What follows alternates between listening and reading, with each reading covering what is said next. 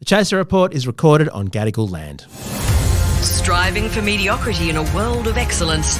This is the Chaser Report. Hello and welcome to the Chaser Report with Dom and Charles. Charles, I'm terribly worried. It's been days since our episode focusing on the health and the well-being of Catherine, the Princess of Wales. Dear. Despite us weighing in, despite us putting the full weight of the Chaser Report behind the investigation, answers are still scant. I know, it's perfect. We can idly speculate without any facts getting in the way. And this is perfect fodder. There was a tweet that came out that was signed C. But it could have been Charles. Yes, you're right. I hadn't even thought It could about have that. been Camilla. They're all called C. Yeah, they're all C. And Harry's a bit of a C too, from what I hear, and so is William. Yeah. Well, William's a definite Total C. C. Yeah. So it could have been anybody. It's becoming clearer and clearer by the day. Let's put a peg in this after this. Okay, so where do you start? So first of all, because it's hard to keep up, like we don't want to talk about the Photoshop job and the comments after that, because that was like a week ago or something. Oh yeah, like there's that. a whole episode about the photo and the Photoshop. But I must say, I took your advice and I went on TikTok to investigate this. Yes. And the extent to which some people have gone down the rabbit hole in terms of looking at the metadata of the photos, and people have actually figured out which photos they think were photoshopped together. Oh, it's amazing. Yeah, because the one that you released on Mother's Day was clearly the actual shot of Kate is from a magazine cover. Yeah. You would think that you wouldn't choose such an obvious photo. I love the massively pixelated hand. But look, that's history. That's all behind us now. Yes. The photo disaster. No, now we've got to talk about what your current theory is. This is what I want to know, because I think we're at the end point. We're at the end game. It's going to come out in the next few weeks. And every investigative journalist in Britain and beyond is digging into this. Yeah, so we've got to now solidify our predictions for what it is, right? Yeah, let's call it. That's the game today. And so I think, can I go first, or do you want to go first? Sure, I haven't even given this any thought. Okay, yeah. I'm just free associating here, Charles. You've got a whole theory, I can tell. No, I've got a total theory. You've got it, and I've got a theory look in your eyes. Yeah, I know that look well. Which is, okay, so I think it's clear that William is a C. Like, I think that's, okay. Well, Harry thinks so. Harry thinks so. Like, just all the stuff that we sort of knew but didn't really want to think about. I mean, apparently the Marioness of Chumley treats him literally like a C. Yes, exactly. In a sense. Yes, that's right. And he's been having that affair with, Rose Hambury for years and blah, blah. This is getting reported on.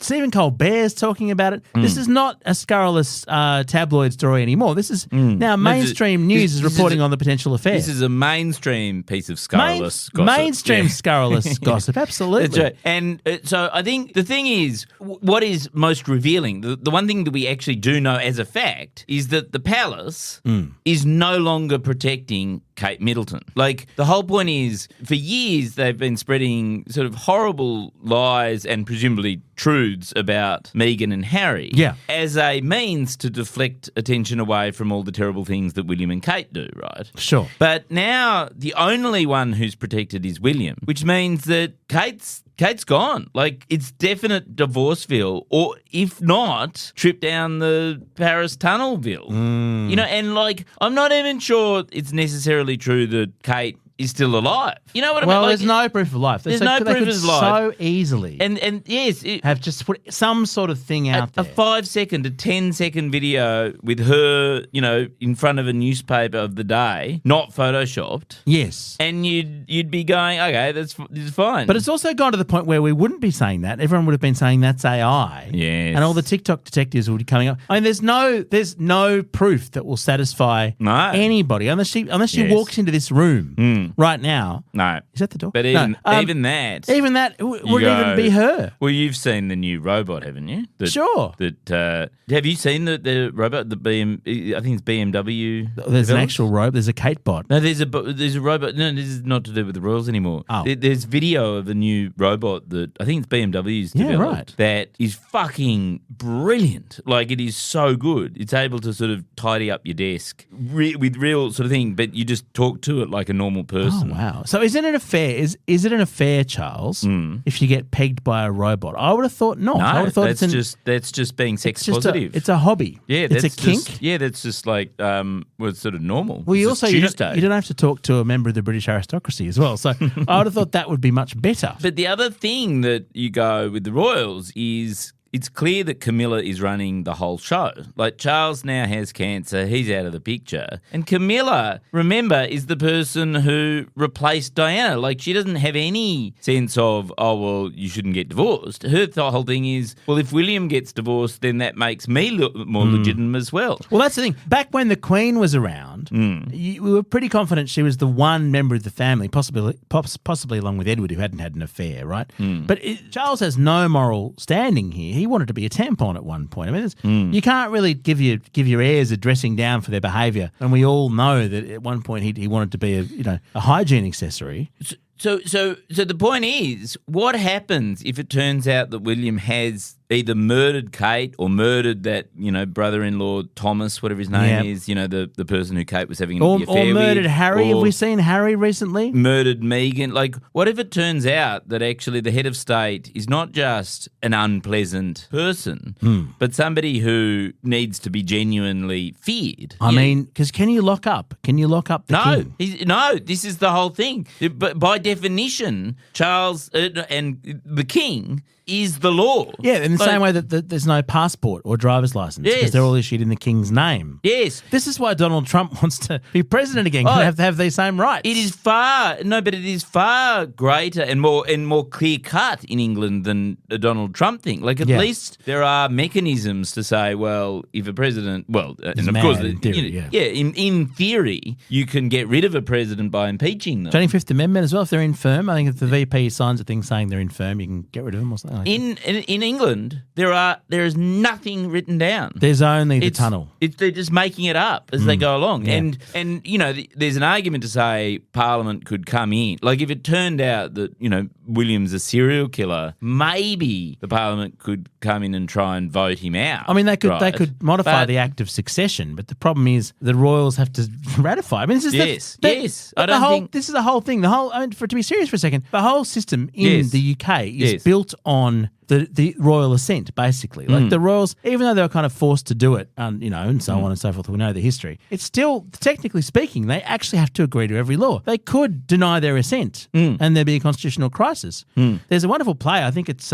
is it called King Charles? The Madness of King George III. No. There's a play about a scenario where Charles gets into a massive fight with the Parliament and there's a massive standoff and Charles basically declares martial law. I saw it at the STC years ago. Oh, right. Can't remember the name of it. Maybe it's called The King or something. But it goes to show that having this total lack of rules is very confusing. But even when there are rules, such as in Australia, we have the dismissal. But Dom, yes, our king is the English king. Yes, like, this problem could become ours any minute now. Like, Charles isn't going to last a year, at which point really we get a kid. I think so. You think it's toast? I think we can call if it is pancreatic, it's not good. No, exactly. But Charles, there is one person in the royal family who's got it going on, who's got great ideas, who I'm sure is alive and well. There's one other person besides Camilla and probably William who we're sure is okay. I'll say who it is after this.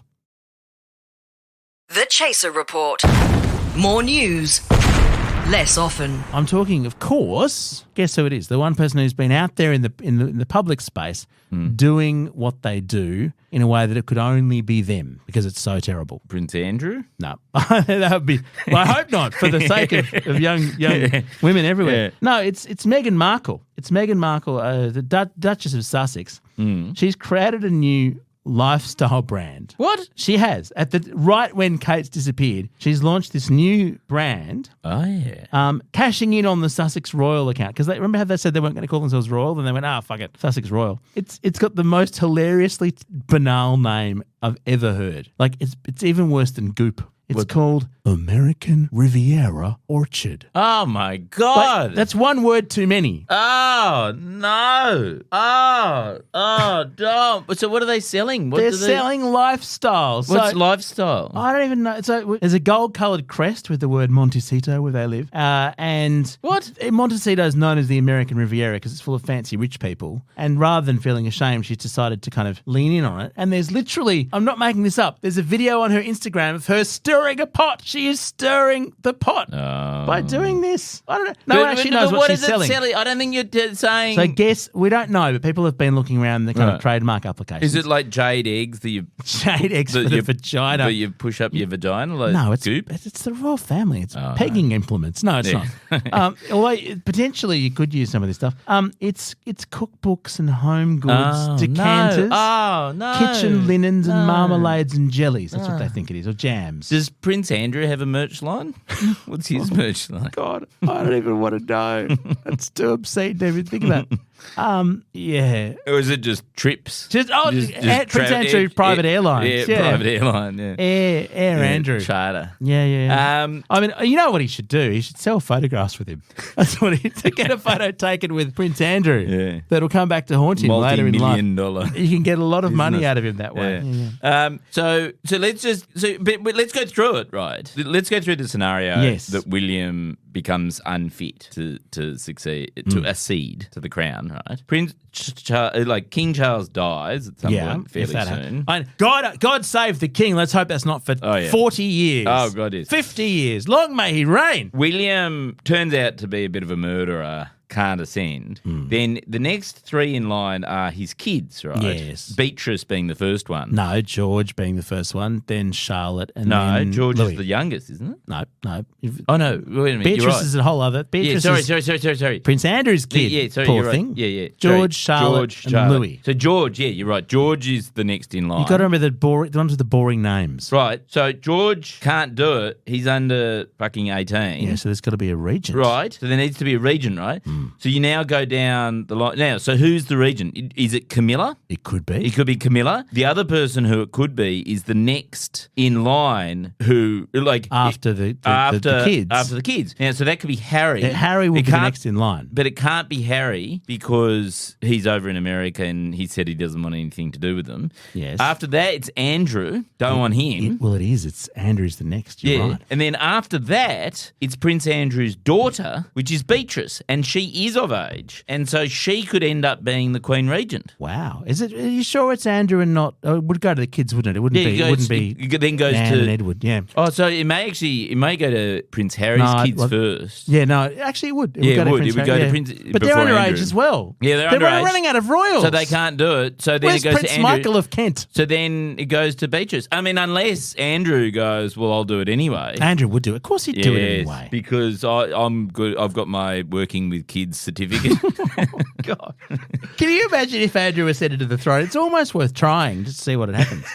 I know. So I think we've got a constitutional crisis. I can't see how. I mean, I know that they have a tradition of surviving, and I'm sure before the last 70 years there were times when the kings and queens were not liked, right? Yeah. But we have known 70 years under probably the most democratic style of governance that the England's ever had. Oh, definitely. I mean, we have mocked her, but the Queen was certainly a force of stability. And she was... If you don't want things to change or evolve in any way, that was her. She was your woman. And her legitimacy was derived through her general inoffensiveness, right? So if William turns out to be an absolute C, as is emerging, then I'm not sure he can... if the only thing that's making it legitimate for the crown to have that sort of person there is for him to be generally liked. Well, this is the point. And he's not. This is the one point that if you've watched The Crown, and I've watched most of The Crown and I enjoy The Crown,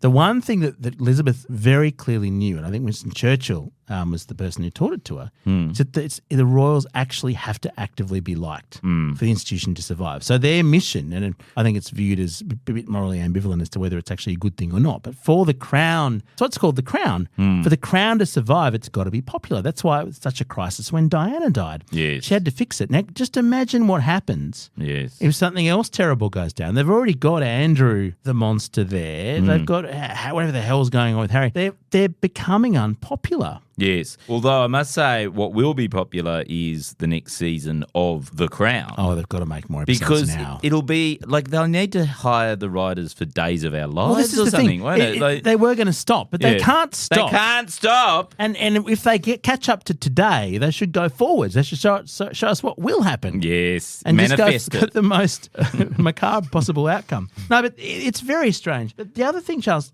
let's not forget that when you talk about constitutionally unfit to serve, Yes. there are some issues with Charles. Now, look, he's been pretty uncontroversial. I think his only issues with pens thus far. He doesn't like pens. But didn't he want to? Didn't before he became king, he sort of said, "Oh, I want to be fairly activist or whatever." Yeah, well, he wrote letters, Charles. He wrote these things called the spider letters in his kind of spidery handwriting, trying to influence government departments. They've all been leaked. There's dozens of them. Oh, you're kidding. Completely improperly. What? And apparently he understands that now he's king, he's not supposed to do that. But we know what his views are. Yes. And some of his views are downright wacky. For Yes. instance, he is a believer in homeopathy. And so if he's trying to treat this cancer with homeopathy, Yes. I think it could be in considerable Well, trouble. the problem won't be around for very long. I was walking through London at one point, not the last time I was there, and I walked past the sort of Royal Homeopathy Hospital, and there's this beautiful old building that it says like by Royal Warrant Homeopathy. I was like, what the actual fuck? Like, for those who don't know, homeopathy is a belief that the more diluted something is, the more powerful it is. So they Yes. sell medicines with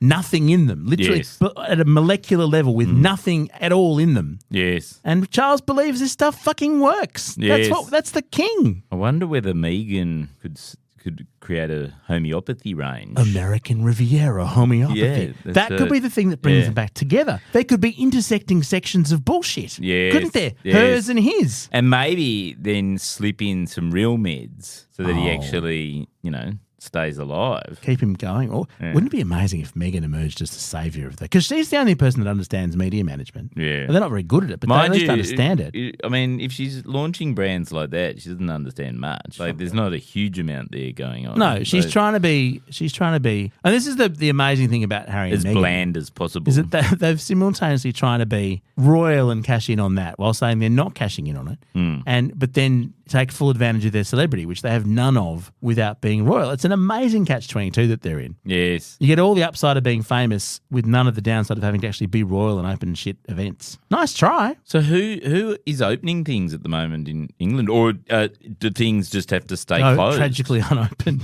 I think Princess Anne's. I mean, doing a lot of it. how if there's no one there to launch a hospital, what happens? No, you can't treat anyone. You can't treat no, anyone. No, it just sits there. And the bridges, like if there's a bridge. No, there's not a chance it stays closed. New underground lines. Yeah, right. New tunnels, Charles. So the whole of Britain's going to ground to a halt without the royals there. It'd be ironic if a cancer ward went unopened, wouldn't it? Yeah, that would be ironic. That would be most unfortunate. Unless it was a homeopathic cancer ward, in which case it would actually be Charles would rush huge, there. but also be huge relief. It'd be good. Yeah. Okay, so there is a genuine crisis in the royal family, which begs the question: to what extent do we care? No, don't care. To what extent do we want the institution to survive?